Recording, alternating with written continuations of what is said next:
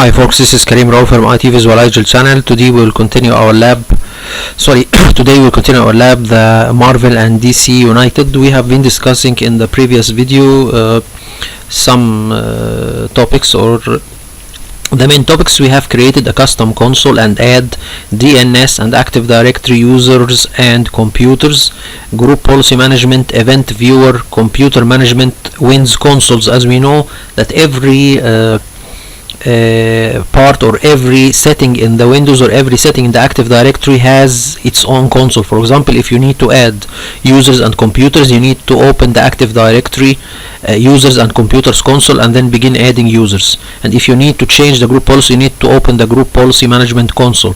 And if you need to see the event viewer, you have to open also the event viewer console, and so on. So all of these, if we count, we will have 1, 2, 3, 4, 5, 6 consoles. Okay, we need to open them all, and we have 6 windows to work with. So this is a lot of distraction and a lot of windows opened and a lot of space allocated on your desktop. So we will create one custom console and add all of them, or all of these consoles, in one console with one window. So this will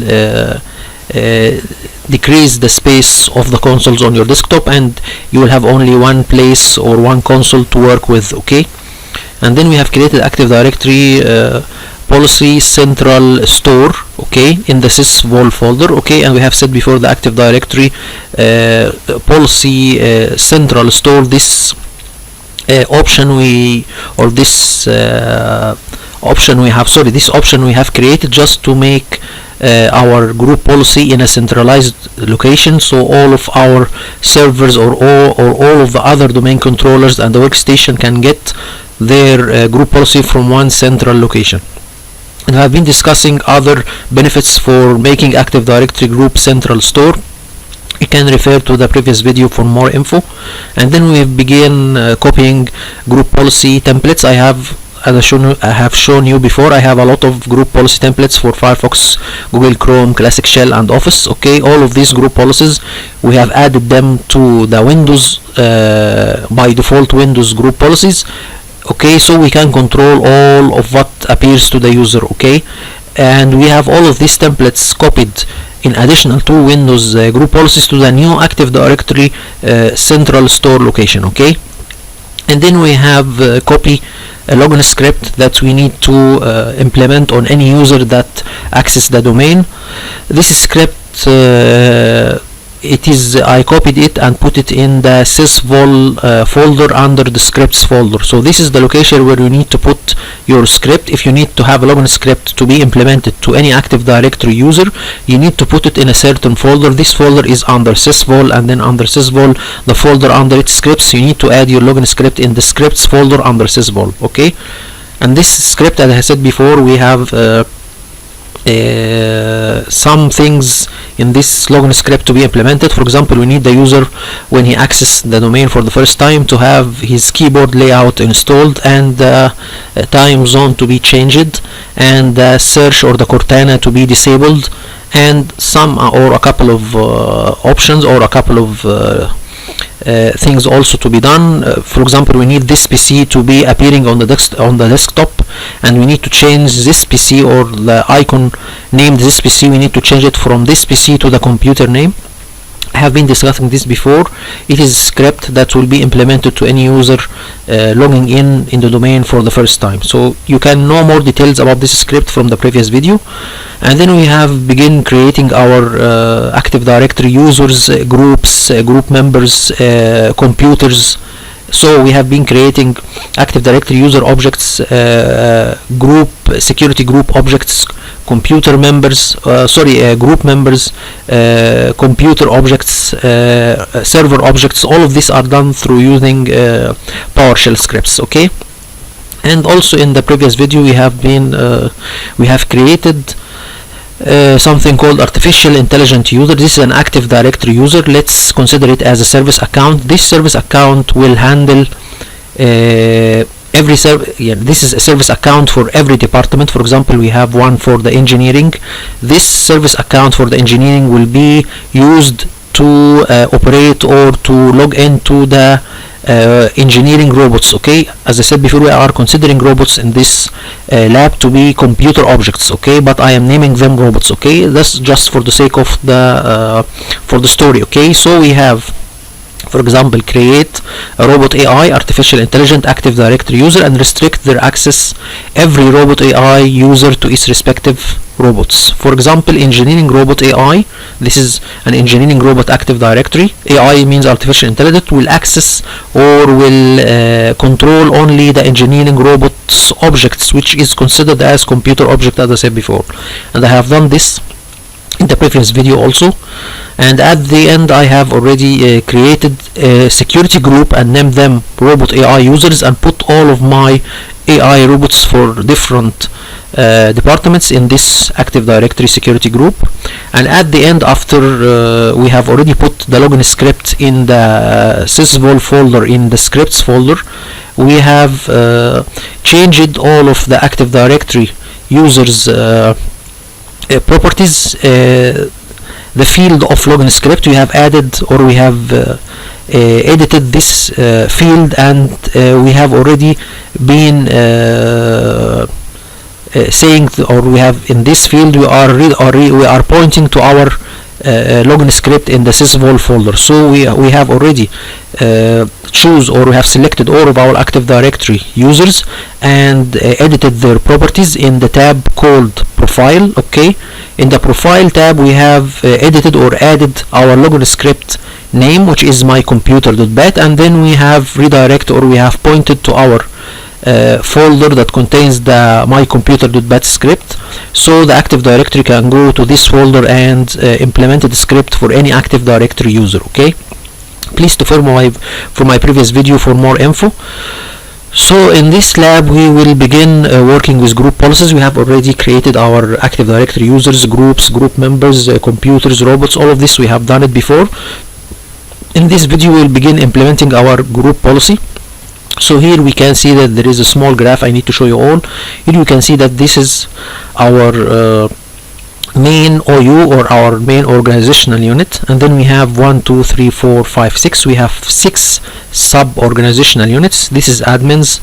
This contains all of the IT personnel, and this is terminals. This contains all of the computers in the domain, and this is robots, which is also considered as computers, but I named them robots. This we can consider them as mobile computers. We can consider this to be like that, and terminals are fixed or not mobile computers. Okay, and then we have security groups. This is the organizational unit that contains the security or active directory security groups, and this is the OU named servers. This contains the domain servers, and this, the last one, is the users organizational unit that will contain our all of our active directory users. Okay, we will have or we will create about how many we will have about 1, 2, 3, 4, 5, 6, 7. We have 7 group policies. This will be created and be implemented through our active directory domain structure. The first one, it is created by default when you install the active directory. This is called default domain policy. Default domain policy contains policies that apply to all of the organizational units, like for example password policy. This is a password policy, or this is a policy that will be implemented to all of our active directory. For example, in the password policy you can define how much characters are in the password for any active directory user, what is the expiry date for this password, what is the account lock criteria. For example, if you need the account to be locked after, for example, writing the password incorrect for about 7 or 6 times, all of these are configured through the default domain policy. And also there is some things you can work from, or you can configure it from the default domain policy. For example, like the welcome message, or this is a message that will appear for the user when accessing the domain for the first time. And then also we can from here disable the local administrator account for all of the workstations or servers in our domain. So by in short, the default domain policy, it is the policy that will be applied to all of our domain or our Active Directory objects. Okay, all of our Active Directory objects. This is the default domain policy. And then we have another policy called mapping policy. This or it will focus on department shares mapping letters policy. So here we will create department shares, okay, and every department will have a certain share folder. So for example, the IT can put their data in their IT share folder, and the accounting can put their data on their accounting folder, and all of this will be mapped to the user when he logs in for the first time. For example, if you log in with your user account, for example, if the accounting or the user from the accounting team logs in for the first time, he will open my computer and he can see his local hard disk C and D, and then he will see a mapped drive for his department share. Okay, and this mapped drive will be given a letter. Okay, so this is basically what this mapping policy will do. Okay, and this also, to do this, we need to install or to have the file server role installed on our domain controller, and to begin configuring our department share folders, department folders, and then share them, and then begin putting the SMB permissions and the NTFS permissions on them. Okay, why we use permissions is just to control which one will access which share folder or which department folder. Okay, and then we have a WSOS policy, Windows Server Update Services, server name, and update setting for clients. Here, as we said before, a WSOS, it is a centralized location, or it is a role that it is responsible for downloading all of the Windows updates and distribute them to all of the workstations and servers in the domain. Okay, so in this group policy we are defining, or we are configuring the WSOS server name, so it will be pushed to all of the clients. For example, if any client need to get updates for his operating system, he will not go to the internet, but he will go to the WSOS server, which is IP or which his name is so and so. So this will be pushed to the client through the WSOS group policy. And there is also some update setting for the clients. For example, we need the updates to be installed automatically to the user, and we need the computer to be restarted if it is needed. Okay, so the user, for example, if the updates need the Windows to be restarted, this should be done automatically, and before that it will give a notification to the user that he need to restart the PC for the Windows update to complete. If he does not comply, it will restart automatically after 15 minutes. Okay, this is the WSOS policy. And then we have a classic shell policy admin. This is a small program. We can see that changes the layout. This is the normal layout of Windows 10.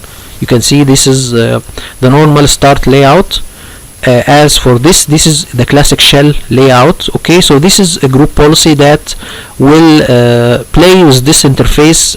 So some icons will appear. For example, in our classic shell policy admin, all of these icons will appear for the IT. This will be applied to the IT. And there is another one called classic shell limited policy. This will be applied to all of the other users. For example, I need other users not to have PC setting appearing for them, device and printers, music, and so on. So these two policies are concerning the interface for the classic shell program. This is a program that is used to make the Windows 10 default shape, as you see, be changed to like Windows 7 startup menu interface. Okay, so here we have another two policies, and then we have something called advanced user policy.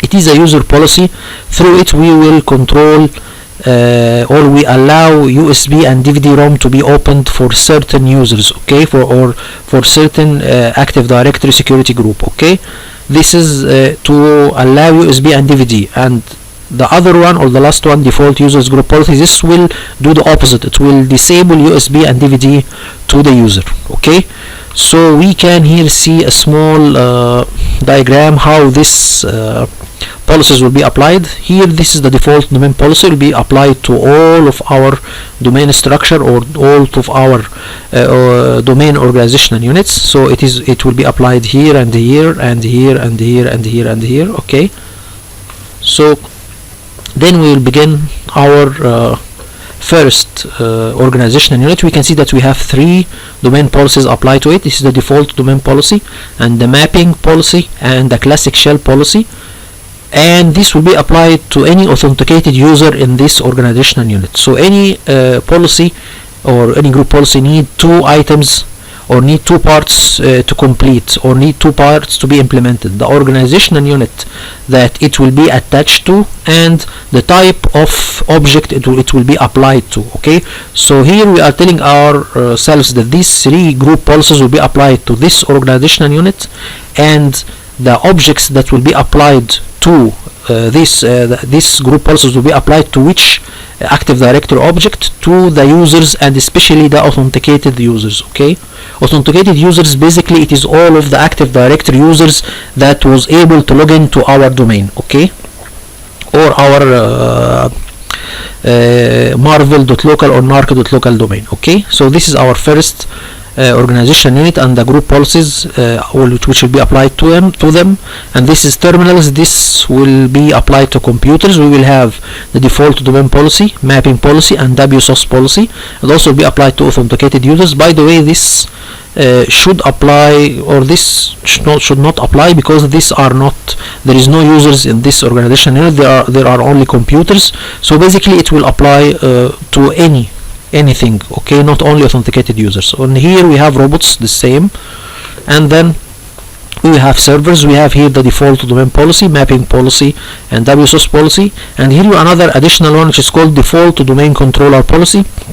Here we have our domain controllers will be in this organizational unit, and by default when you install the Active Directory you have a group policy by default called default domain controller policy. This will be applied only to the domain controllers. Okay, so this is our before the last organization unit, and then the last one will be our users. We will have our classic shell limited policy, and advanced users policy, and default users group policy. Here we have a little tweak. The default users group policy will be applied to a certain security group which is DC default. This group will contain all of the users that I need them not to have access to a USB and DVD-ROM to be open. So this group policy will be applied to this certain security group. And as for the advanced users, I will apply this group policy to another security group which is DC Advanced, or here is Marvel, it's not DC, Marvel Advanced and Marvel Default. So this group contains all of the users that I need them to have or to have their USB and DVD enabled for them. And as for the last one, the classic shell limited, I need also this to be applied to the Marvel default, or the default group, this or security group. This is also a group that I need the classic shell to appear for them some icons or not. So here we are having 2 criteria. First of all, these 3 group policies will be applied to this organizational unit, but it will not be applied to authenticated users as was before. It will be applied to certain or each group, or each group policy will be applied to a certain security group. Okay, so we can see here that advanced users will be applied to Marvel Advanced Security Group, and default users group will be applied to DC or to Marvel Default Group, and classic shell will be applied to the Marvel Default. So this is basically the organizational, or sorry, this is the group policy implementation, let's say diagram. So we will begin applying this group policy structure. We will begin creating the 7, or we have here, this is created by default, so we will create 1, 2, 3, 4, 5, 6. We will create 6 group policies, okay, and apply them to our organizational units as in the diagram. By the way, I have already all of these policies created, and I have them ready as files, and then I will import them as files through the group policy management console to our domain. So the group policies, you will not have a blank group policy and then begin configuring it. I have already them configured before from a previous lab, and I have already exported them exported them as files, and then I will import them today in this lab through this video to our current narc.local or marvel.local previously, so we don't need to create the group policy from the start and begin configuring it. Okay, so let's begin. So here first we will go to the group policy console, and then we will not import the group policies directly. As I said, we will create 6 blank domain policies, okay, or group policies, 6 blank group policies, and then we will begin importing one by one, okay, one by one of these group policies to our group policy console. We will see that in a moment.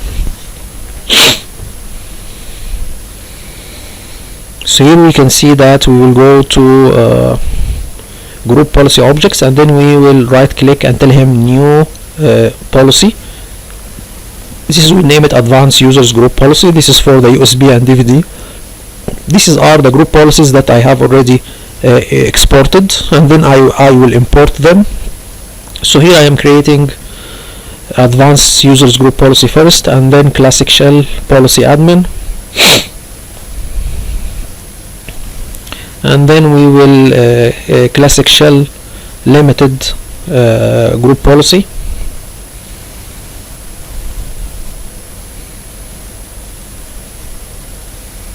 and then I think we will create default domain policy. It is already created by default, and then default users group policy.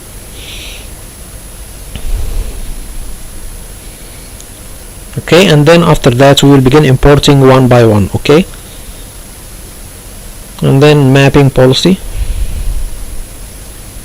and don't worry, we will begin discussing every group policy when it comes, because actually I didn't install or I don't have a file server, for example, to begin explaining the mapping policy, but I will do this in the upcoming video. Okay, so here we have created all of our group policies. All of them are blank. We will click, or we will select each blank group policy one by one, and then we will implement it by name. Okay, each one by its name. Okay,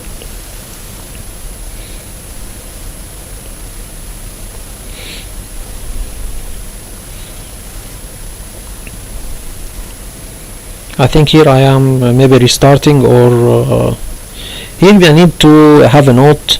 Most of these, or I have a domain controller and we will make another domain controller. I need you to make sure that the RAM is sufficient, because I have already here 1 GB of RAM for this server, and this makes a lot of problem for me. When I tried to install a couple of roles, it had a problem. So you need to have at least 3 GB of RAM for every domain controller. Okay, here I'm trying to capture an image. You can capture an image, for example, if you have already create a virtual machine and then do some tweaks and some configuration and some installation of software.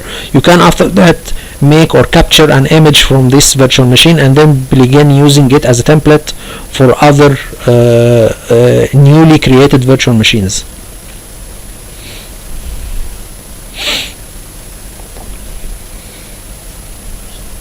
So anyway, also there is another option called backup. Here you can automate the backup process for the virtual machine. You can have a backup policy, okay, and you can backup the virtual machine in certain interval of times.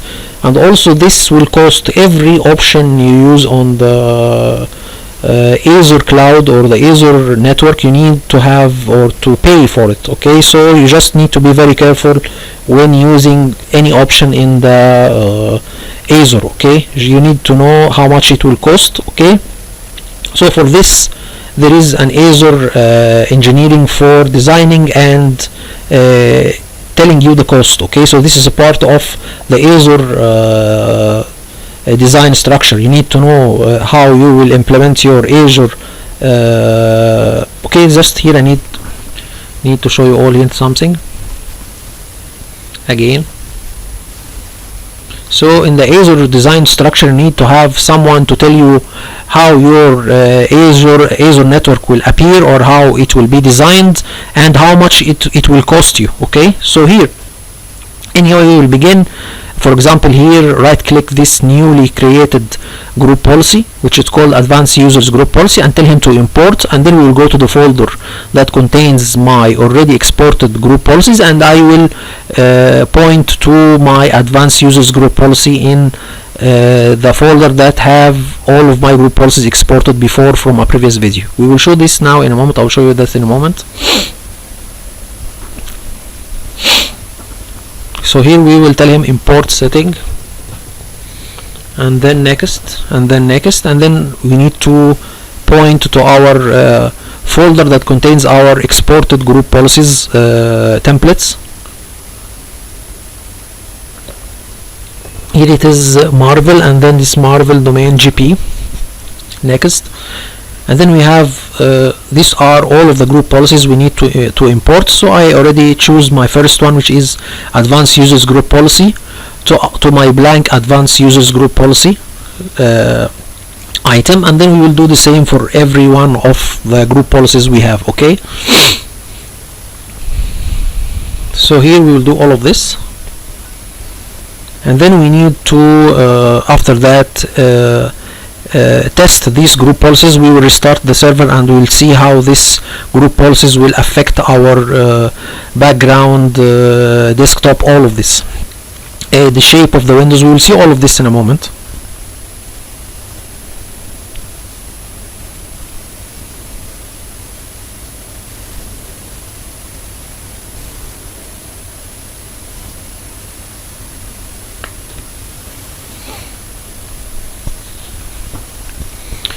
You tell him okay.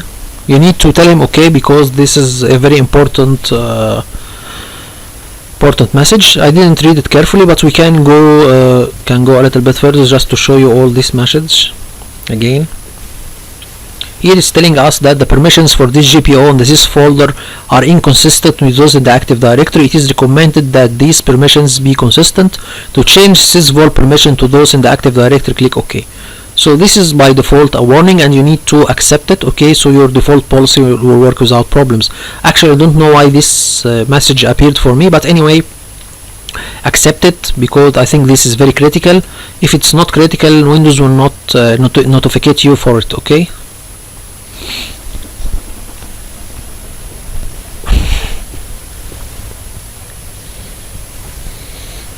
So then we'll import all of our group policies.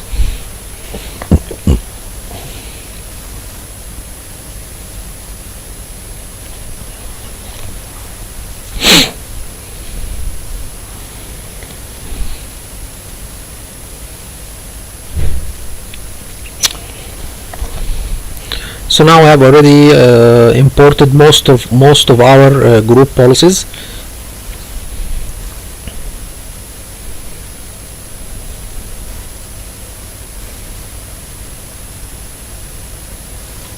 And we have been discussing each one of them, what is it and what it will do.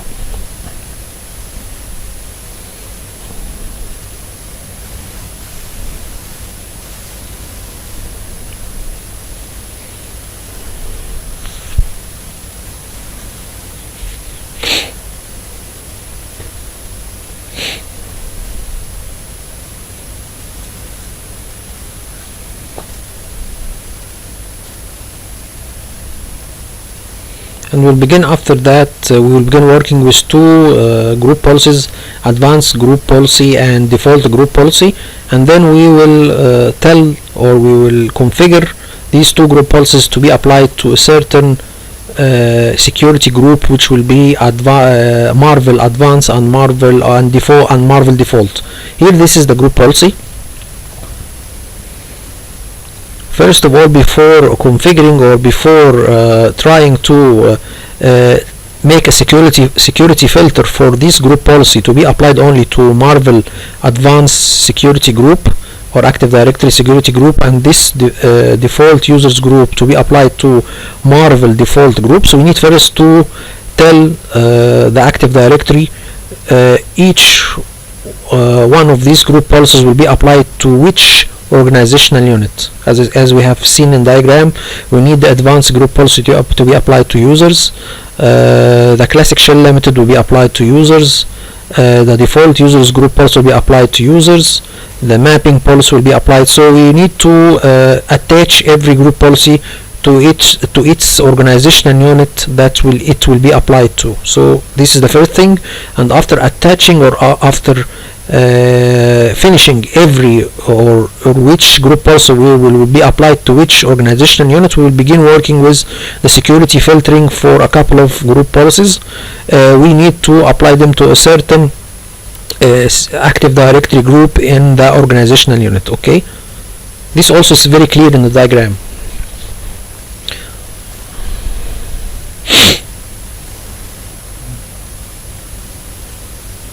Okay, so here we are applying the group policy. The limited group policy will be applied to users, and the policy admin will be applied to admins, classic shell. And then you will have the mapping policy will be applied to the terminals, and the WSOS will be applied to the terminals and servers also. And robots will be applied also mapping policies and WSOS.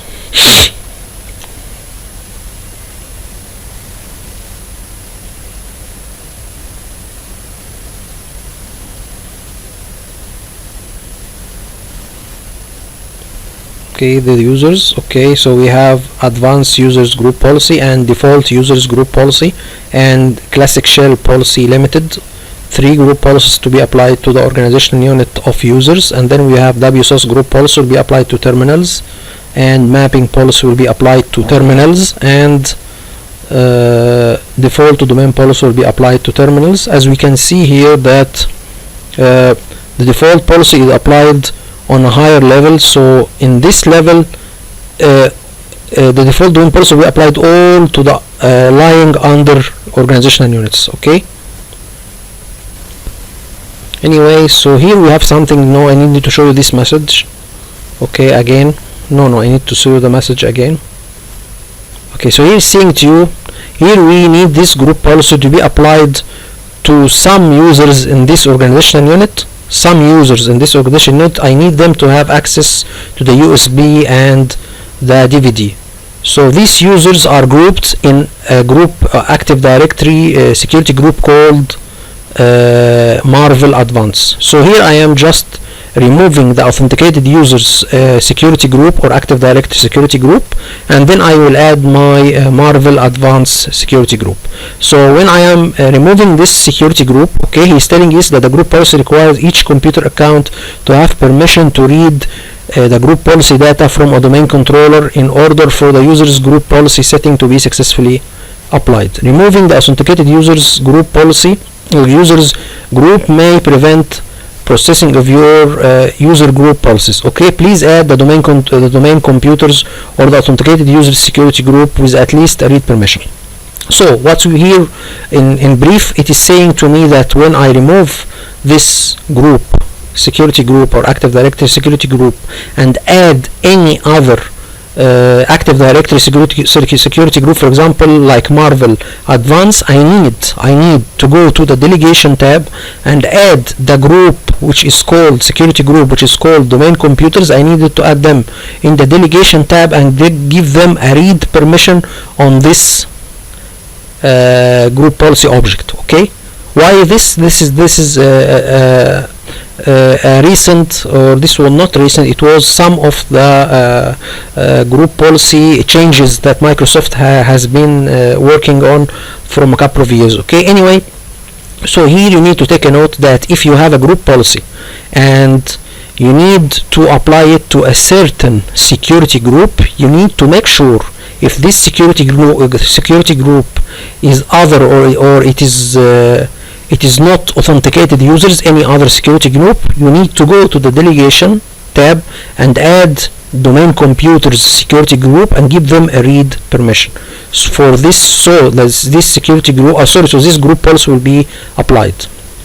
So this is basically what it says. Okay, so and if for example you need in this organization unit to apply it to any authenticated users also, then you don't need to go to delegation, okay, and add and add the domain computers and give them a read permission. So here we will add Marvel Advance. This security group contains all of the users that I need them to have access to the USB and DVD. And then we go to the delegation, and then we will add computers or domain computers. This is as you have seen, the notification is telling us to do so. So if we are using any security group other than authenticated users, we need to do this step. If you are using authenticated users, then you don't need to do what we are doing now. So here we are working with the users group policy object, and then here we need to tell him okay, but I forgot to do this. And then we can see that all of them are authenticated. Here I think here I have mistaken something. I need here to go to the limited, but anyway I need the classic shell policy to be applied to advanced users and normal users. Okay, so this is good.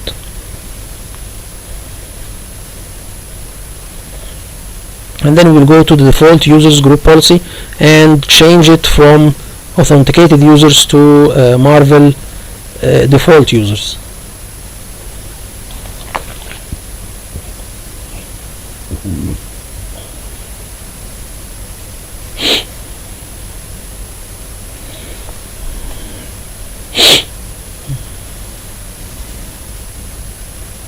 Go to delegation and add computers.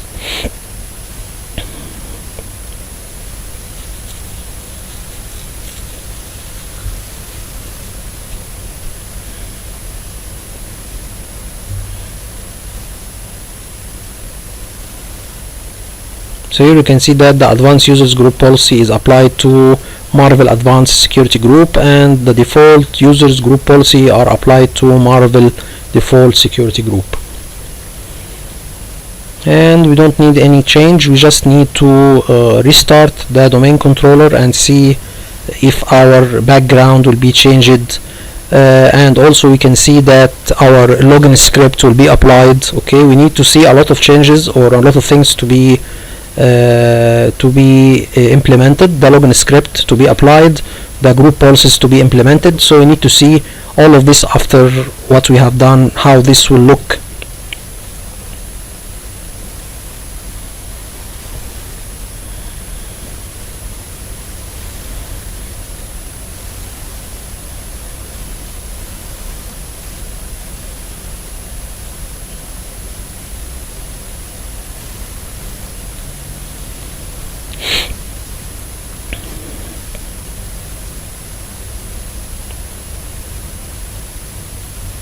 Now we open our virtual machine, and as I said before, powering on and off changes the public IP address of the virtual machine.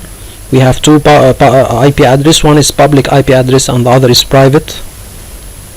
So here I am adding the new public IP address and the username that will be used.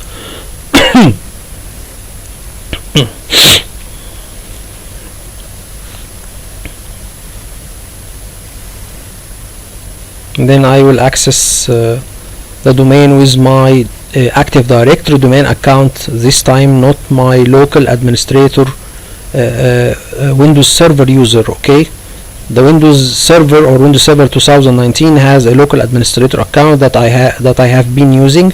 I will disable it and I will use my Active Directory domain account this time. Okay, and we need to see how when I log in for the first time, if I can see my keyboard layout installed, the time zone to be changed, the Cortana. Here we can see that this is the welcome screen on the login screen, so this means that our default domain policy it is applied, or the message, welcome message.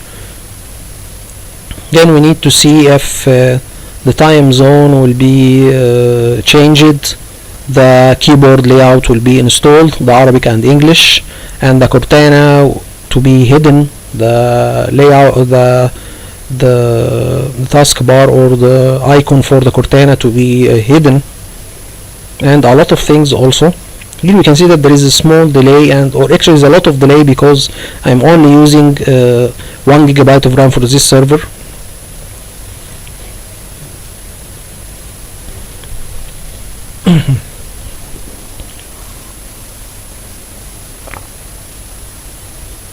here we can see that there is an error, that you can ignore it. This is something related to a file that it is missing.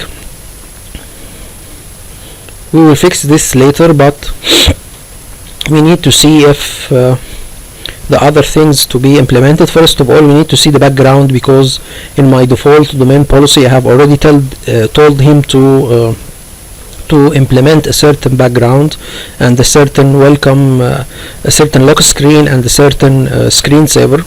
All of these are in the backgrounds folder. Remember that the one that contains the registry keys that our login script will implement. Please refer to my previous video for more info. Anyway,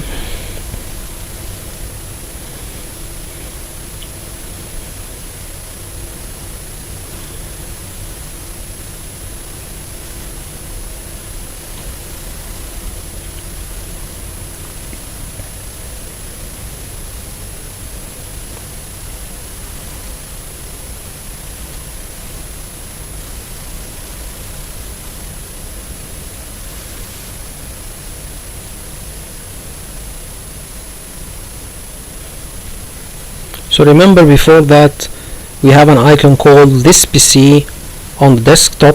Okay, this will be changed. We will see that there is an icon with the computer, but this PC will disappear and it will be renamed to the computer name. We will see that in a moment, but wait with me. Here we can see that there is a delay, as I said before. This is because the RAM it's not that much, so I discovered this later. I thought it was working with me with 1 GB of RAM very good, actually, because I was using the SSD hard disk, but this was not the issue. So I maybe restarted the virtual machine a couple of times just to make the process more easy, but I realized after that I need to increase my RAM for this virtual machine. And as I said before, every change in the Azure setting, it is with the cost. So if you change the RAM, if you change the processor, if you change the hard disk, you need to make sure that it will cost you. And I have already $197 of credit remaining, so I don't know if changing anything in the virtual machine will take much of my credit or not. So anyway,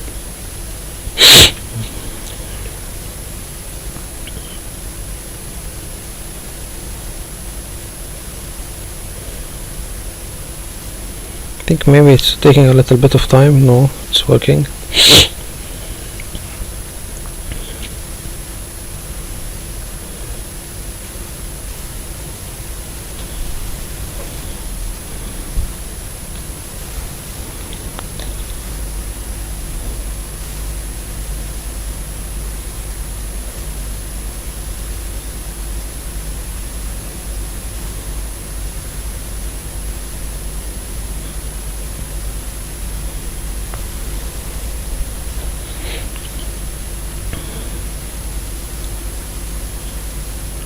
So here again, maybe I didn't restart the virtual machine. I have already shut it down and restarted, or sorry, I already shut it down and or powered it off and on. Okay, so here the IP address is changed again, the public IP address.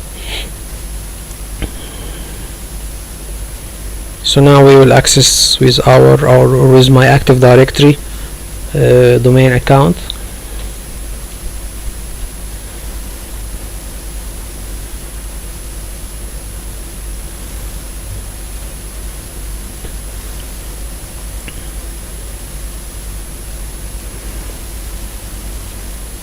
Then we need to accept the security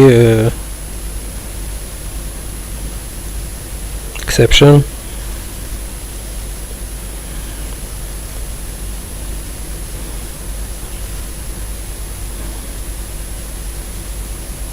And here, as I said before, you can realize, or you can see that there is a delay. Okay, here we can see the welcome screen, welcome message again, or okay, I consider it as a welcome message, but maybe this is a warning message, it's not a welcome message. Okay, so now we need to see if our login script will be implemented, our background, our different setting through the group policies that we have imported. Here we can see this is the login script. It is applied in the background. Here we can see that it is applying the different registry keys that will change some setting in the Windows. For example, this is the idle log off program. Okay, this is an error. We will try to fix it. Here we can see that first of all that this is the background. It has been changed, so this is our default domain policy. It is applied because I have already told him to change the background from this group policy. And then we can see that the name of the PC, it's already here. He have removed this PC and added the computer name, and we can see that the Cortana or the search icon disappeared from the taskbar. And there is a lot of things actually. You need also to see the keyboard layout, but this will not appear unless we restarted the server again.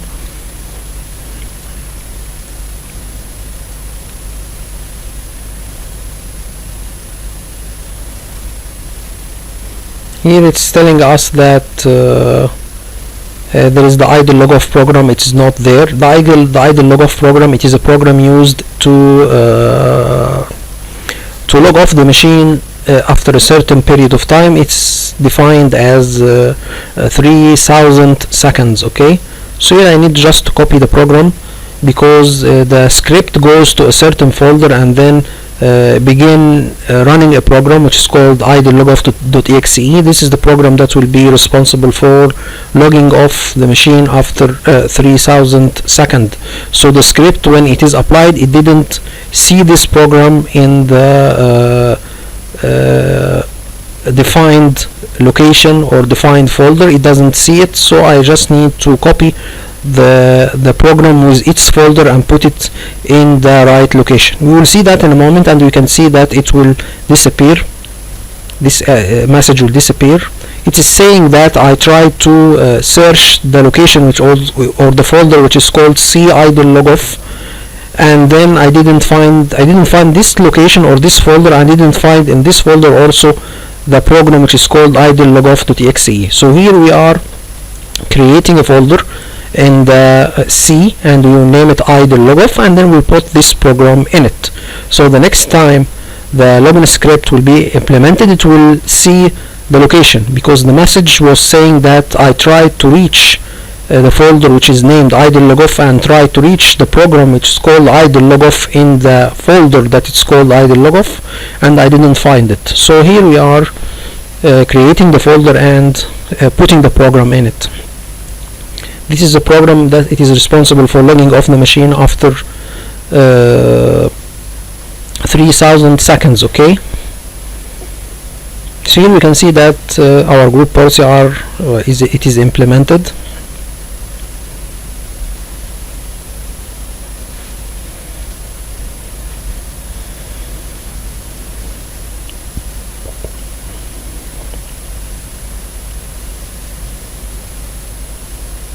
You can bypass this point, because this is a script that I was using to do a certain thing, but actually it didn't succeed. So we can pass this process as a whole. You do not need to take note with it. Just pass it.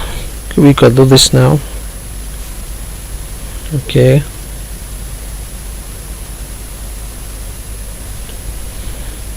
And then we will do something. I think I will export something from the Active Directory, but let me wait.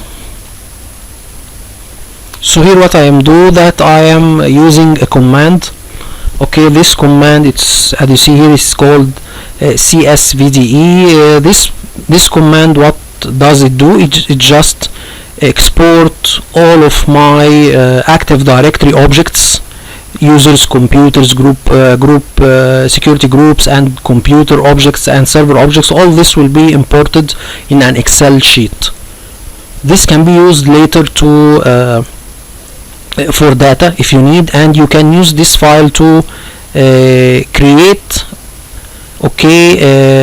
if you are creating a new domain or you are creating the same domain and you need to have all of your Active Directory objects created once, you can do this. So here we can see that this file, it is exported. When we open it, I will show you all this folder and what does it contains. This CSV file contains all of the Active Directory objects. What I mean by objects, all of the Active Directory users, computers, servers, security groups and its users as members. It is there. Everything you can see. I will show you all. We open this Excel sheet and I can show you all what does it contains. So here we can see that it contains the we need just to maximize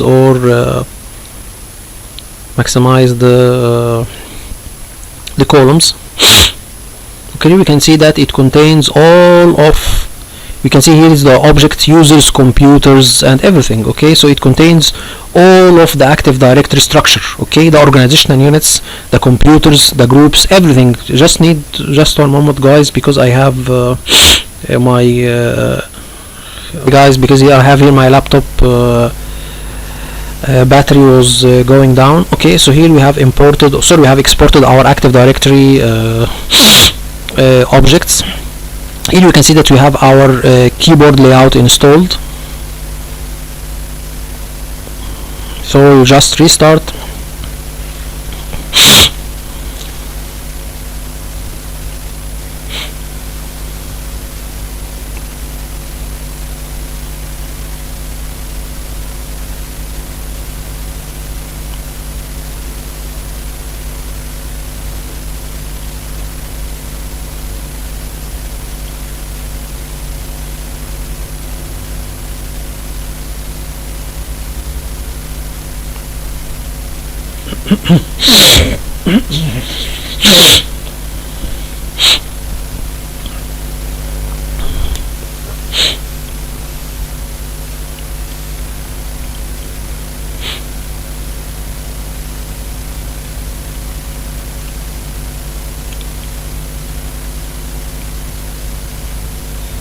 So here again, this is the warning or the notification or the warning screen or the warning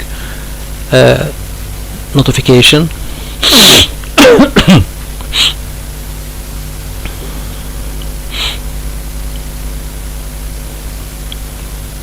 So I think here it's okay. Here we can see that the time zone, it is already, I have been recording this video in the 5th of October and it was 6:17 p.m. Okay, so this is the right Cairo time zone, and then we can see that the keyboard layout, it is installed. We can see that the PC name, it is already on, the icon of the computer is on the desktop. This is not done by default, and this computer icon, it is renamed from this PC to the computer name.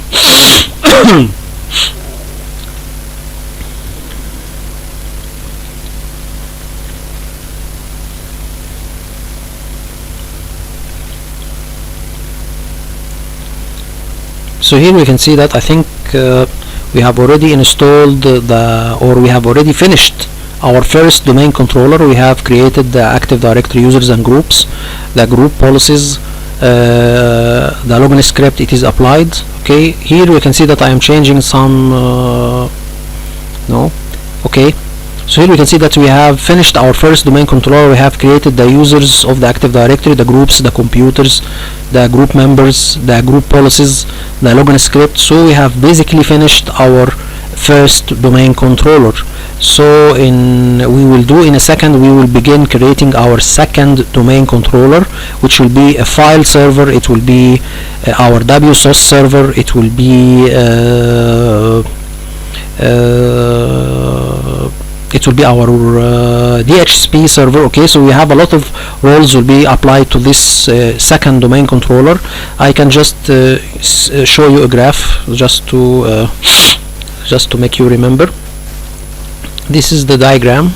Here we will have Now we will go and create in this network, we will create a second virtual machine and we will give it an IP address of 192.168.1.5, and then we will create the firewall rules said before to allow RDP, so we can have remote access to this virtual machine either by public or private IP address. And then this is the IP, and this basically that's what we will do now. Okay, so we will create our second virtual machine and we will promote it to be a domain second domain controller. Okay, so let's do this. Actually it is in another video, so just wait for me, because here we have Microsoft Azure Lab and then we have our fifth video, and then we will begin working. We have done this before, so basically what we will do, we will create a second domain controller with the exact same setting that we are, the exact same configuration that we have done in our first domain controller. Okay, so I will not discuss, or I will not explain what I have done, or I will not explain the items for the Azure virtual machine. We have discussed this before when we were creating our first virtual machine and our first domain controller.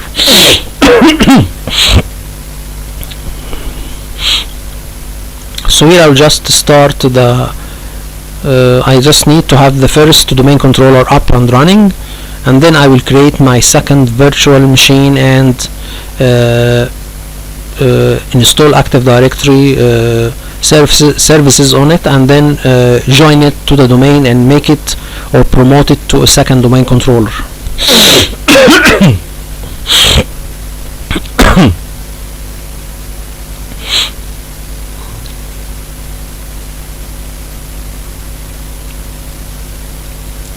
So here there is a problem, I didn't type the password correctly, and also in this video I have already encountered a couple of problems concerning the slowness and the performance for the virtual machine. All of this was because I have already configured the virtual machine with 1 GB of RAM. So you need to have at least 3 GB of RAM if you need to have a steady performance, okay, and not to have a slow performance.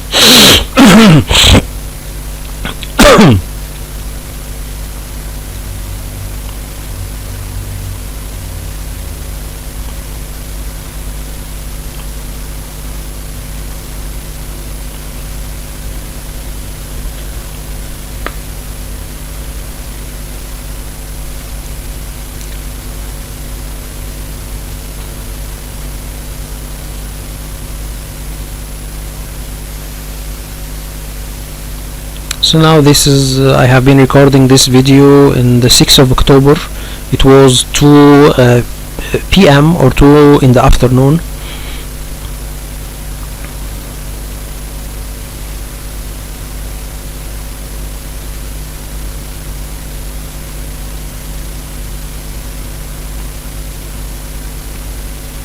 So here we'll add a new virtual machine. Okay, this is our this virtual machine will be the second domain controller. So we will put it in the resource group we have created earlier, which is Marvel domain, and then the virtual machine name will be DC Marvel 02.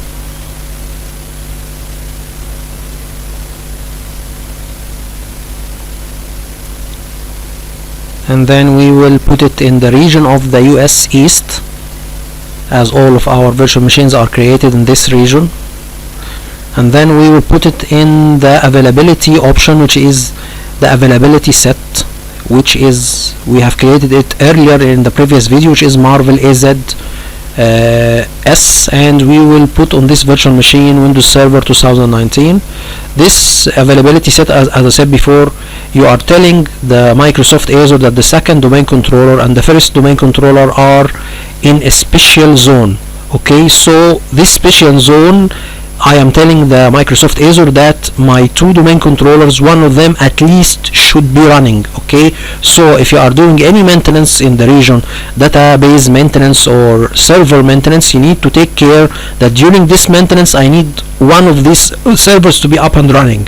So what he will do, maybe he will do maintenance for only one server in the data center, maybe he will do maintenance to two servers, or he will do maintenance to the server that does not contain my domain controllers virtual machines. Anyway, so with this availability set, I'm telling him to put the two domain controllers in a special area on this region or in this data center, and this special area I am specifying it or telling him in this area we should, or why I'm doing this, putting them in this area, just to make you note that I need one of them to be up and running, okay, in this region. Okay, as I said before, this availability set, there is something called availability zone.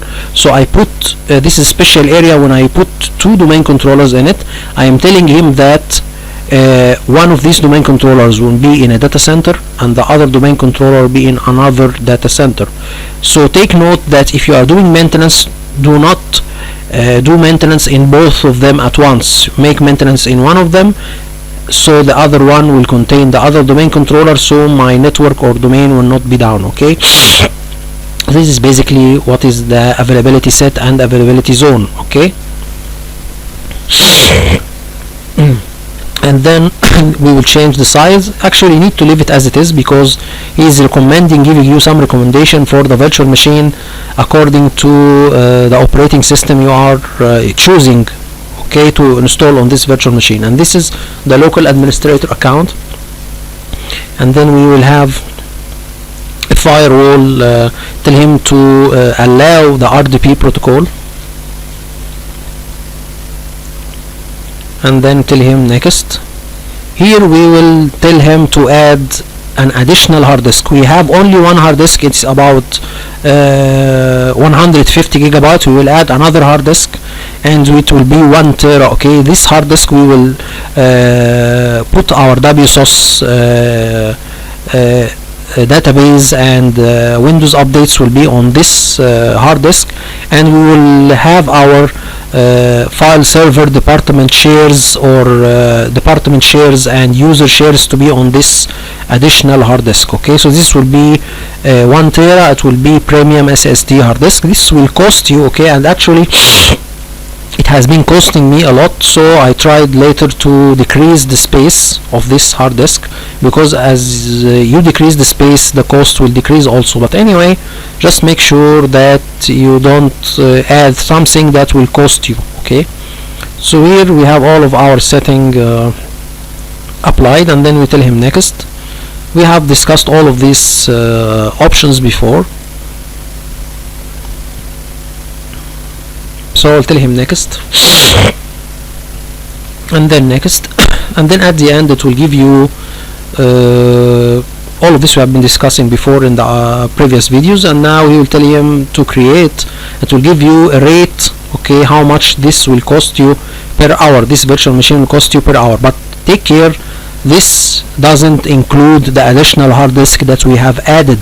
This is another additional cost, so you need to take care. You need to go to the Microsoft to the Azure cost planning or the Azure cost report in the Azure interface or the Azure program. Here I have shown this to you in my introduction video or the first video, how you can get to the cost and how you can get a detailed report for every cost that you are using or that you have been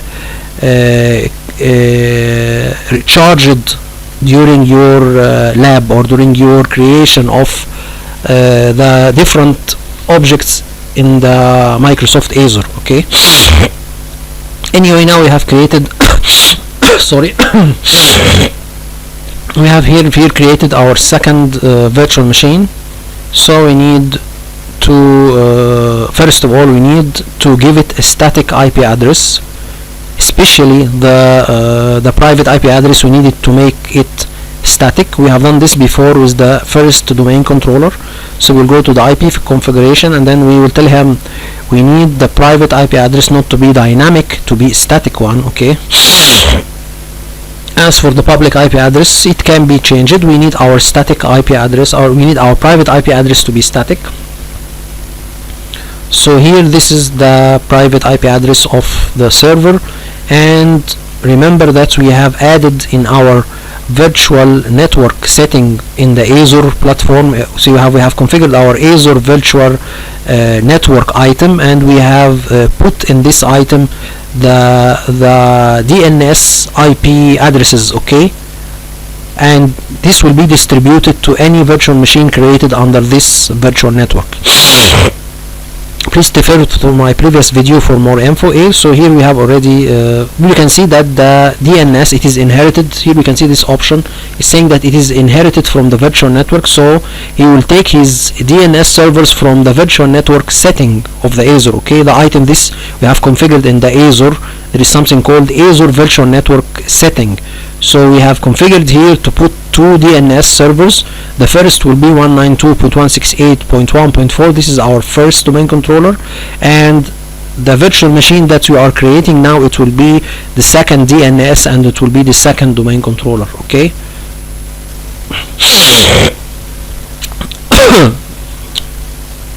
So anyway, we will begin working with this second virtual machine.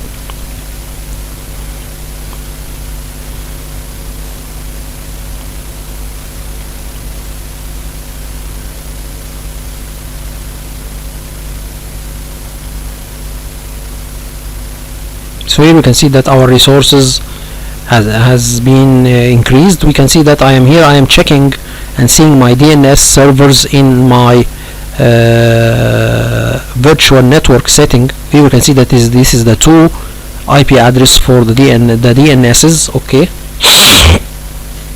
And then we will begin working with our second virtual machine. We need to open it and begin installing the Active Directory domain services, and then promote, after installing the Active Directory domain services, to promote it to a domain controller.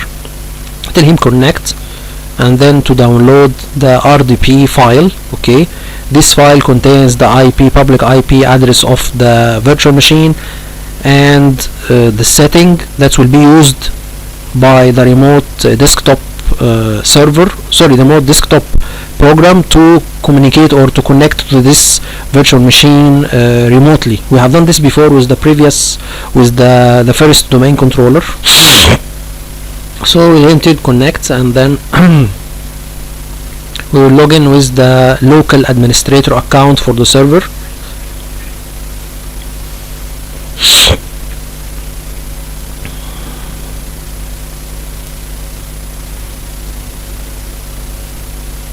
And then tell him, don't ask me again about this server.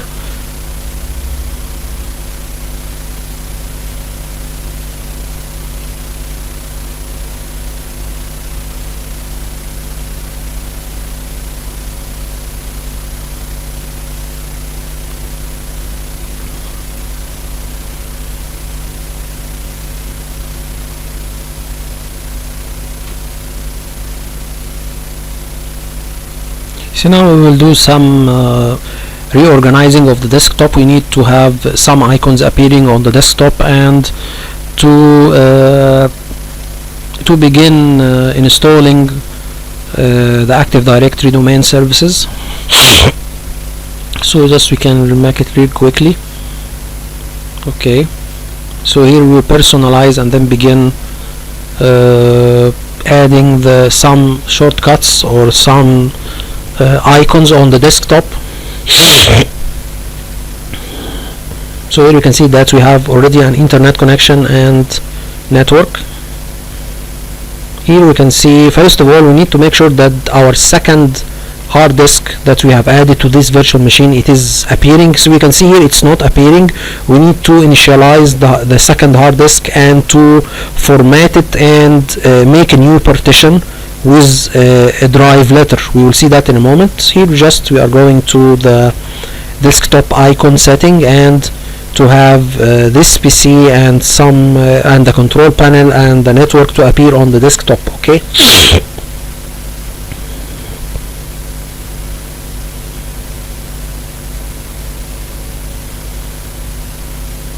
So anyway, we need to have the second hard disk.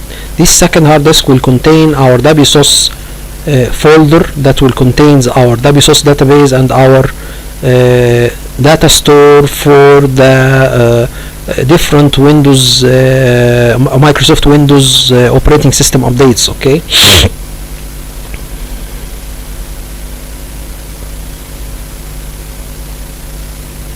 So first of all, we can go to to initialize the second hard disk and format it and partition it through right click the start menu and then computer management.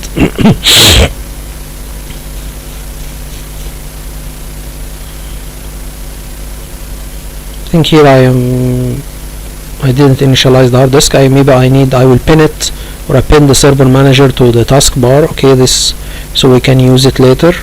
And we will go to the computer management, or right click and computer management, or we can go to disk management as well. Okay, and then we can see as soon as we access the disk management, we can see that it tells us that it has already found a new hard disk, and it needs to initialize this hard disk, and after the initialization of this hard disk we need to partition it and format it. Okay, so here you can see we have disk 2. We will accept the setting. Here I tried to change the drive letter for this second hard disk to be the D instead of the temporary storage. Okay, because the temporary storage is taking the drive letter D. So I tried to have my new hard disk to have a partition that have the same, or have the D letter, but I didn't succeed for changing this, or I tried to change the drive letter from D to another thing, but it didn't give me this option. So I didn't have any choice not I already used a drive letter for the second hard disk to be F. Okay, so we have a partition and we'll make it F. Okay, anyway, I tried a lot of things, but this didn't work. Okay, just a minute. Okay, here we go again. So what we will do here, we will we will tell him to have a new sample volume, and we have, so I said before, we have the WSOS. Here we have the whole partition, the whole space to be one partition, and will be call it F, and we will format this partition F to be with NTFS. This partition will contain and perform a quick format as NTFS. This partition will contain the WSOS database and updates, and it will contain the department shares and user shares. Okay, so it is partitioning. It has already partitioned and formatted the partition. So we have 3 partitions: the C, which is the default operating system partition, and the D, which is the temporary storage, and we have the F, which is the second permanent hard disk. Okay, I here tried to change the drive letter again, but I didn't succeed. Okay, so it is D. We can't change that. I even tried to give it another one. It didn't succeed.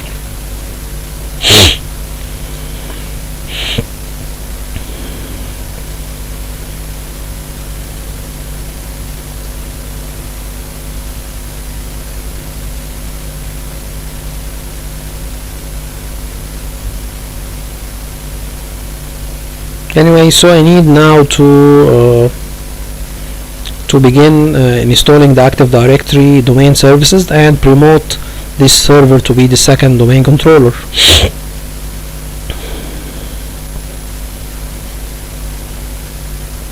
I need to have a look on the timing that we have. So it's 1 hour. Okay, I think will not take that much time.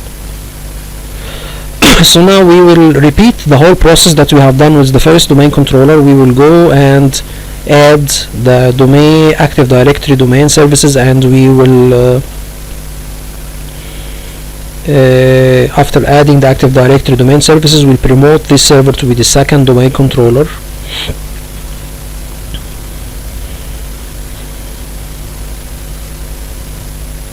So it is basically we are doing the same, we are repeating the same process that we have done with the first domain controller, from creating it as a virtual machine and installing the different services. We will do this with the second domain controller, from creating the virtual machine and the services. The only difference that we will add a file server role and WSOS server role. Okay, so here I'm telling him manage add server role, and then next, and then we will tell him to add. Here we can see that there is an error. Okay, this error that appears concerning the RAM. Okay, this is a memory. It's saying that we have a memory issue. Okay, so I have restarted the server. Okay, so this is one of the different problems that I have encountered when working with the virtual machines in Azure. You need to take care of the RAM and to accept the recommendations, because when I had choose to install Windows Server 2019 on this virtual machine, it had given me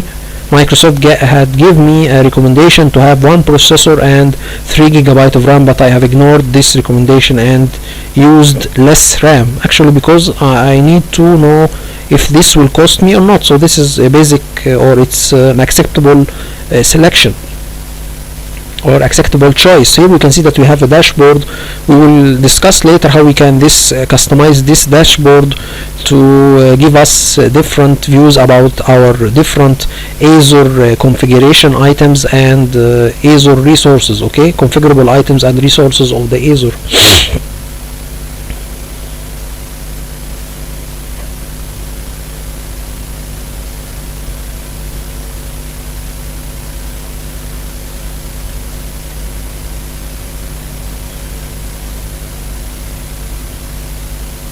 I think we can pass it quickly, but now it will take a little bit of time. Okay,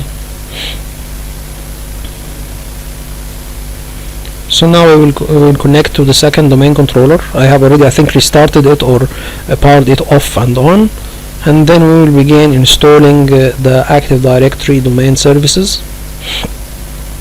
We are repeating the process.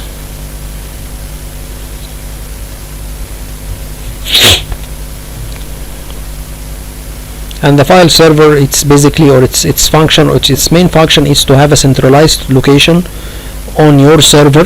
It will take a part of the hard disk of the server, and it will be a centralized location for all of your users to put their important documents on this central file store location. Okay, so it's the file server, it's a role that will create a central location or central folder locations that you will redirect the users to put their important documents on a part of the hard disk of the server, which will act as a file server role. Okay, so this is basically what the file server role does. Okay, it's a central location, and this central location is a part of the local hard disk of the server where your users will put all of their important documents on it. Okay, so you can for example back them up after that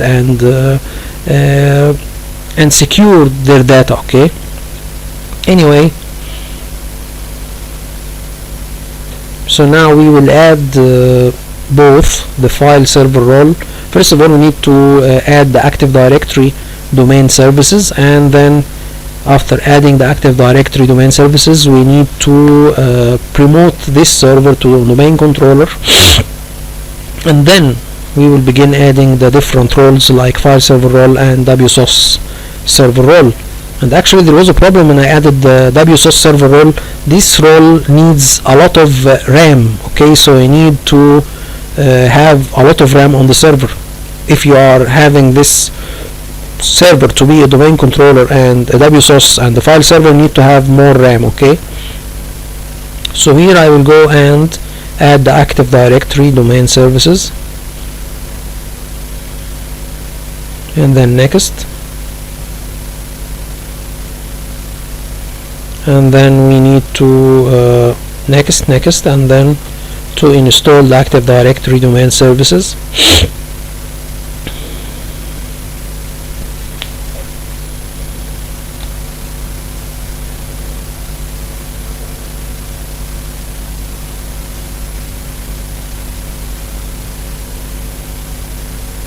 And now we'll promote this server to domain controller. Here we can see that we will choose the first option to add a domain controller to an existing domain. This is the option that we need because we have already a first domain controller. We will give him the user that he will use to join this server to the domain. Okay, so here we are telling him the domain that we need this server to be a second domain controller to it. It's narc.local, and then we will give him the user that he will authorize, or the user that it is used to authorize this server, or that it is used to join this server to the domain and to make it the second domain controller. Okay, this is the my domain admin account, and then we tell him next.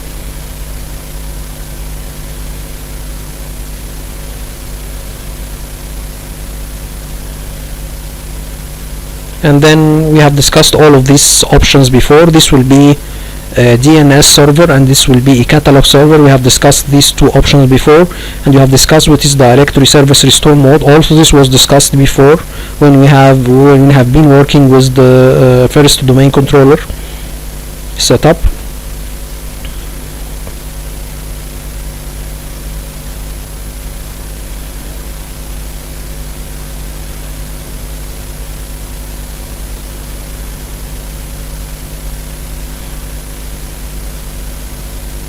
So all of these options have been discussed before, so we will not repeat or not explain it again. So now we tell him next, and then it's telling us it will replicate. As I said before, replication is a process that is very critical, so our domain controllers, if we have more than one domain controller, all of them will have the same configuration. Okay, so any one of them, if it is down, the other one will complete, or our domain network access will not be down, and the second domain controller will be the exact same configuration of the first domain controller or the one that was down, so we will not feel any difference. Okay, because they are both identical in configuration and in data. Okay, so we have discussed also all of these options before. Okay, and then next, and then we will install or promote this server to be the second domain controller. As I said before, I have a couple of problems because I have low RAM to this server, so it may be hanged with me a couple of times. So anyway, at the end you have succeeded, and we will log into the second domain controller with my domain admin account, and we will see if we have our different group policies are applied, and the login script will be applied.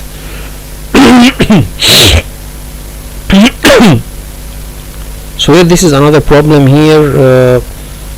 It didn't allow me to log in with my domain admin account, so I first log in with my local administrator account. Okay, and then from inside I have restarted the server again, and it succeeded to log in with my domain account the next time. Okay, I will show you all, but just wait for a moment. It didn't succeed with logging in with my domain admin account, so I logged in with the local administrator account. It is renamed from administrator to K-Raouf. Okay,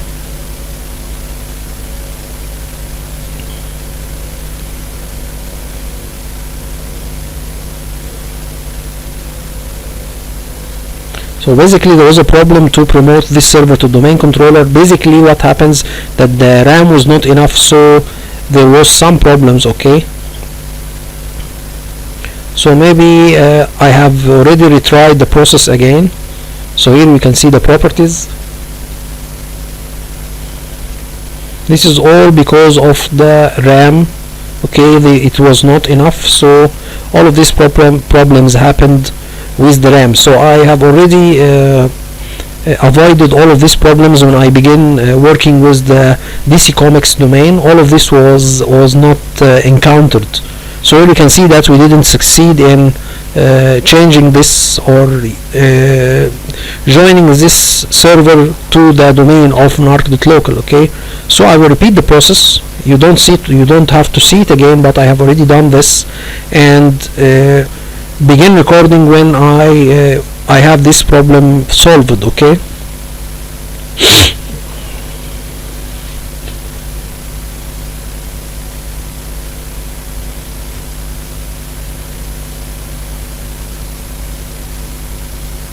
So I think it is wait for a moment. I think it will be, maybe I've restarted it. Just a minute. So what I did, yes, I have already restarted the machine again, or I have already completed the process, or have already redone the process again, installing Active Directory domain services and promote the server to be a domain controller.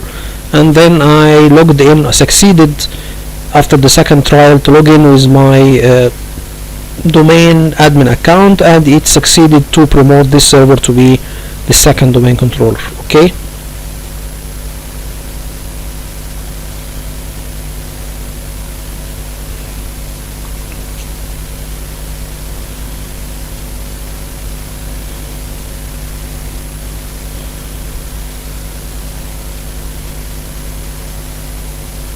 I think we need to be more quicker than that. Just a minute, because it will take a little bit of time. Anyway, we can see that the login script has been applied. The computer name is there. Here I am changing the virtual memory of the of this virtual machine to have more virtual RAM. The virtual RAM is simply taking a part of the hard disk, of the local hard disk of the server, to act as a RAM. So when your physical RAM or your real RAM will be consumed, he will begin taking a part of the hard disk and acting as a virtual RAM, or acting as it is supposed to be a physical RAM, but it's actually a virtual RAM. It's a part of the hard disk acting as a RAM. It will not act with the best performance like the real RAM, but it will help you to avoid any bottlenecks concerning the RAM performance. Okay, but to a certain limit. Okay, so you need not only to depend on the virtual RAM. If your physical RAM is not enough, you need to increase it, but the virtual RAM, it's a temporary solution to help you avoid some problems. But at the end, if this problem is repeated so much, you need to increase your physical RAM. Anyway, I have increased my virtual RAM. I take a part of the hard disk of the C drive or the C partition, and I will take a virtual RAM of 7 GB or what. The best recommendation, or the recommendation from Microsoft, to have your virtual RAM to be double your physical RAM. So if here we have our physical RAM to be 1 GB, we need to have your virtual RAM to be 2. Okay, but here I give it 7 GB, much more of course. And if I have given it a physical RAM of 3 GB, I need to have the virtual RAM to be of 6 GB, double it. Okay. Anyway, after this we need to restart. After changing the virtual or adding the virtual RAM, we need to restart the server. Here we can see our login script has been applied, but still the keyboard layout it is not added, and the time zone it's not changed. So we will restart and we will see if our setting will be applied, or the login script will be applied.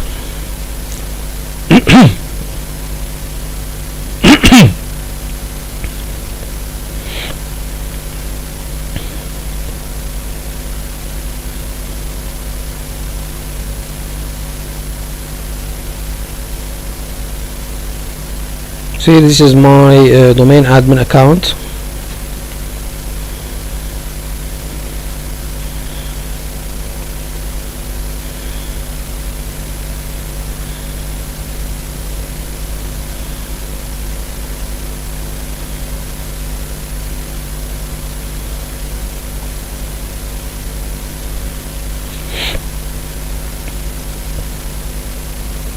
I think we can pass it also real quickly. Here we have this warning message. Okay, you can see here that we have our Windows theme. It's different, this due to the group policy, and we have our background different, and the lock screen, and all of this are configured through the group policy. Here my main concern, I will not discuss how this is done because my main concern is to show you all how we can create domains and different things on the Azure environment. It's not my concentration to discuss how to make a group policy. I am here working with the Azure environment and how we can implement a real life scenario for a domain, and to have not only one domain, two domains in two different forests, and to make a trust or a VPN between these two, not a trust, it will be a VPN between these two forests, okay? Not a trust, actually it's a VPN, it's not a trust. This is not an Active Directory trust, okay? This will be a VPN. Anyway, we can see that the keyboard layout, it is added, the English and the Arabic, and there we can see that we will begin creating my second custom console. I have discussed before what is a custom console. I have discussed it in my at the beginning of the video. So we will create a custom console and we will add all of our different consoles, the Active Directory console, the DNS console, the computer management console, the event viewer console. All of this will be added to one console so we can manage them all from one place with one window, okay? With one place, in one place, with one window in one console, okay? The same that we have done in the first domain controller, the group policy.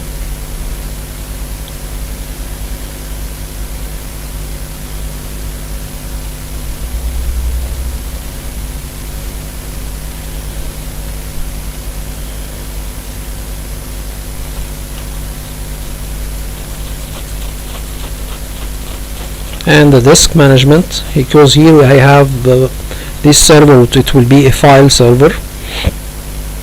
Anyway, so this is the custom console and we will save it on the desktop.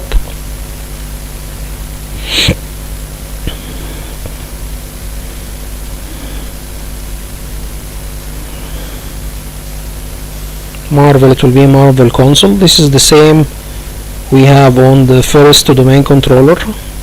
And then I think I will begin adding the file server role and the WSOS server role.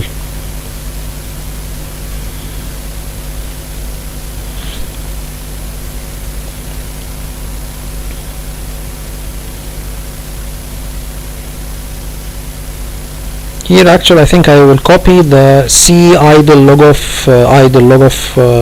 program because it should be on the server. Anyway, here I will pin the server manager to the taskbar, and then I will begin adding the file server role and WSOS. Okay, actually I didn't succeed in the WSOS because I need a lot of RAM, but I think as I said before, I have avoided these problems when creating the DC Comics domain. We will see how we can work with the WSOS from the DC Comics domain, not for this one, because there was a problem with the memory. Okay, anyway,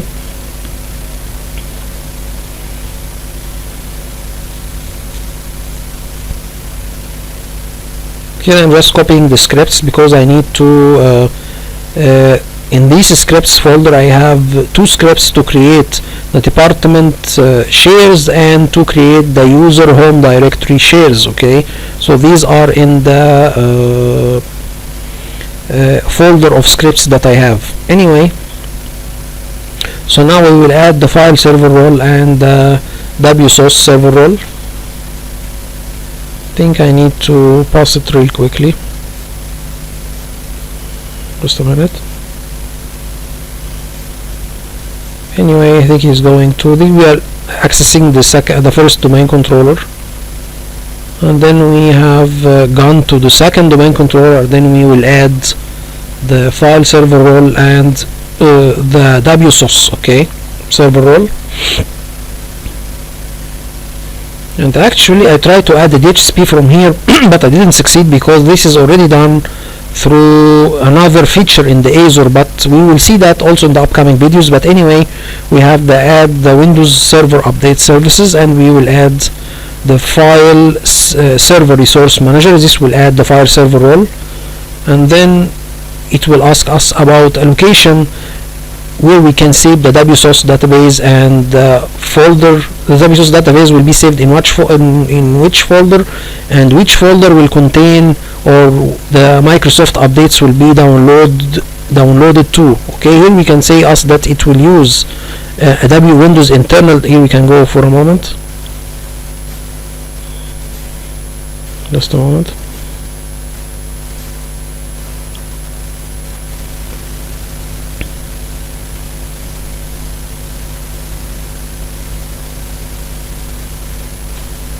So it is saying us that it will use a Windows internal database, okay, because the WSOS can be installed on a SQL database or a Windows internal database. This is a different type of database. The Windows internal database is different than the SQL database. It's less in database limit. It has database size limit different or less than the SQL database size limit, okay, and it have some different features less than the SQL, okay, but it is enough if you are working with a small environment, okay. If you have a large environment, it is recommended to have WSOS installed with a SQL server database, okay.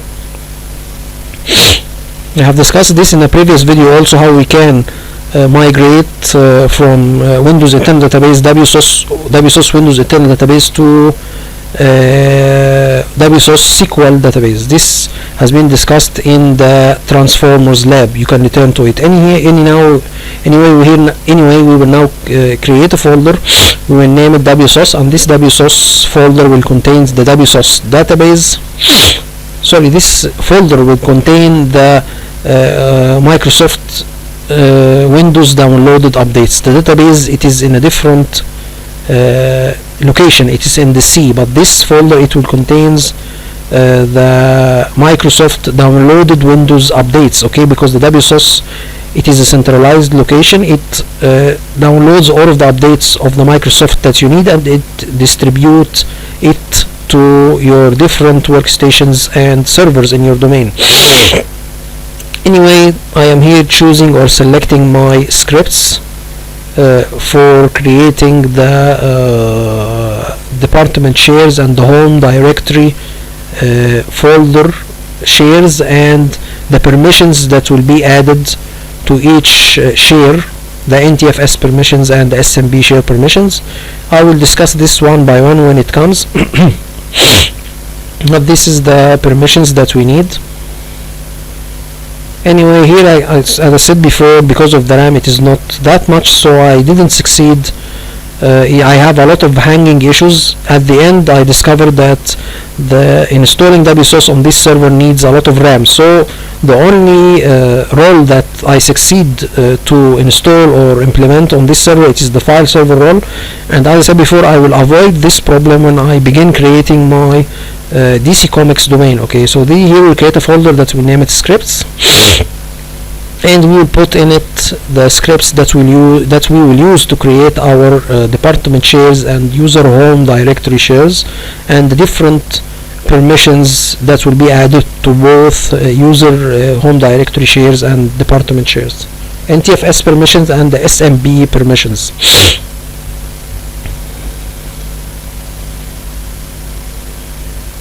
So I said before, it will take a little bit of time, and it hanged a couple of times. Anyway, so here, just a moment. Here I will begin having my department shares, okay, folders. Here we have this folder will contain all of my department shares folders, okay.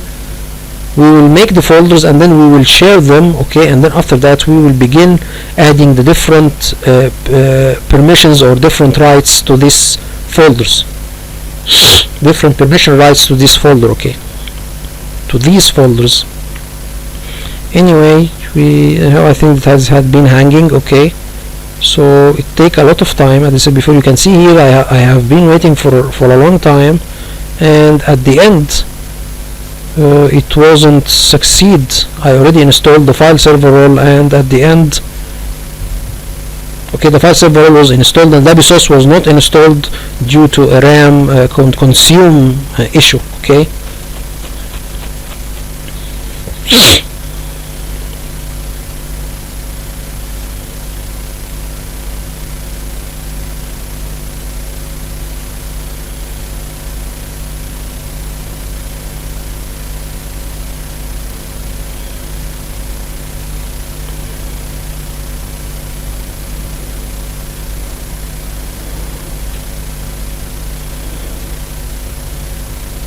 Okay, this is the network virtual network setting, or Azure virtual network setting.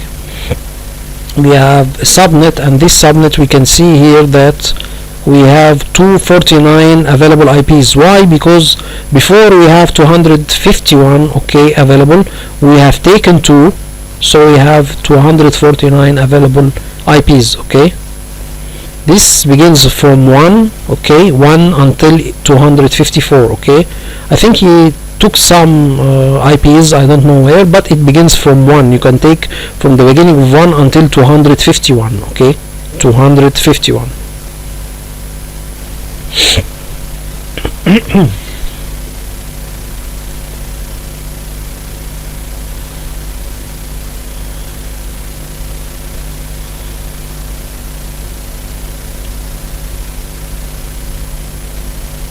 So here, even after you create department shares and user home directory shares, these shares, as I said before, it is you are telling your users to put their important data in a part of your hard disk or your local hard disk of the server in certain folders. Okay, this is basically what department shares mean. Department shares means and home user directory shares means. Okay, but you need to specify how much space that will be used from your local hard disk of the server. So this is called quota. Okay, we will have department shares and we have user home directory shares, and we will limit every department share and home user directory share with a quota, a size limit, or a size for the data that will be put, or it will be created on this folder, will be put or be saved to this folder or this part of your hard disk on your server. Okay, so here we will add the file server console. As I said before, here I didn't succeed in installing the WSOS, but because it was of a RAM issue. But anyway, this RAM issue will be, I tried to avoid it when I begin creating the DC Comics domain. I have more RAM and more less problems because I have already tested all of my, or I have encountered a lot of problems in Marvel, so I try to avoid them in the DC Comics domain.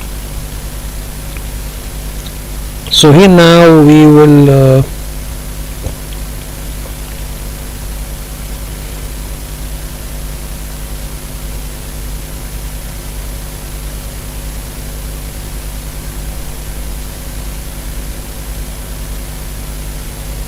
don't worry, even I will show you a diagram or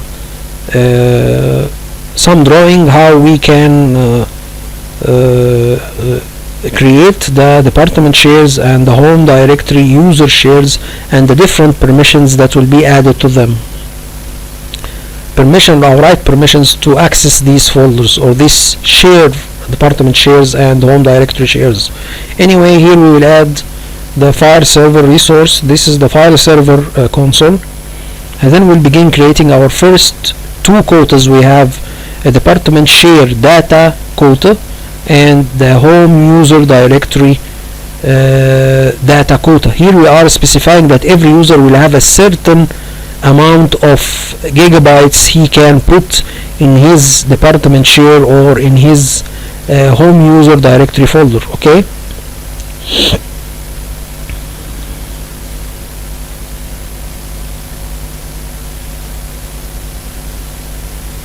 so here just renaming it to department shares. We don't need to leave spaces, okay, so because this is not good when you are creating shares on your network. You need to don't have spaces, okay. At least when you are working with PowerShell scripts, it doesn't understand that there is spaces in the names of the folders, okay. This is not acceptable in the PowerShell, okay.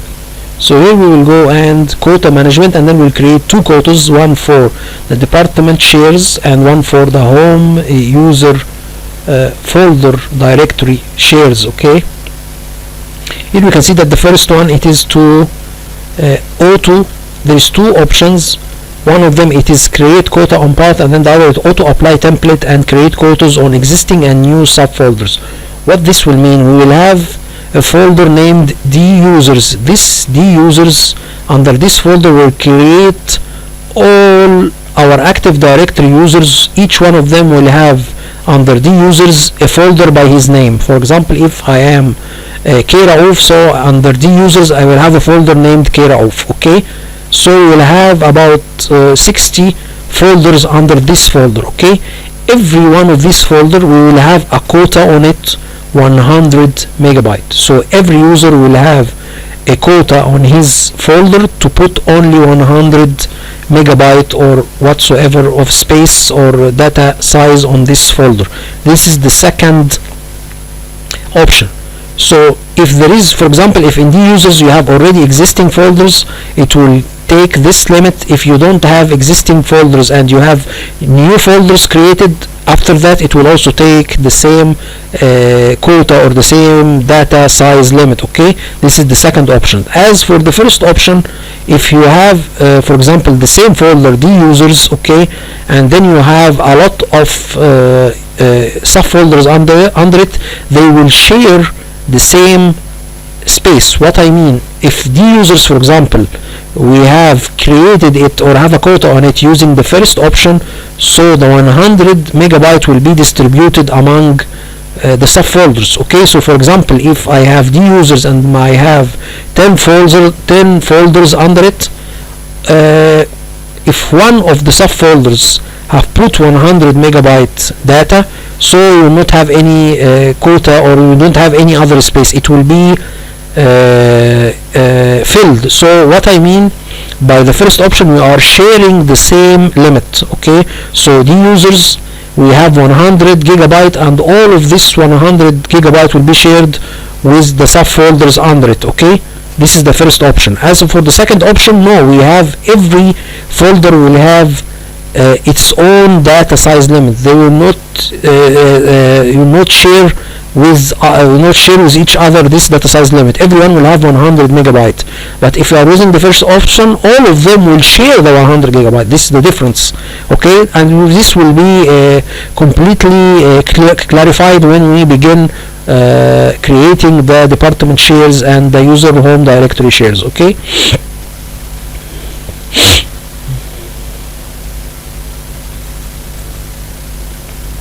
So the users, it will be the first option. Here we can choose it to be 2 gigabyte of RAM maybe, then create, and then we will add another quota. This is the first, it is for home directory folder quotas, and then it will be the other one for the department shares.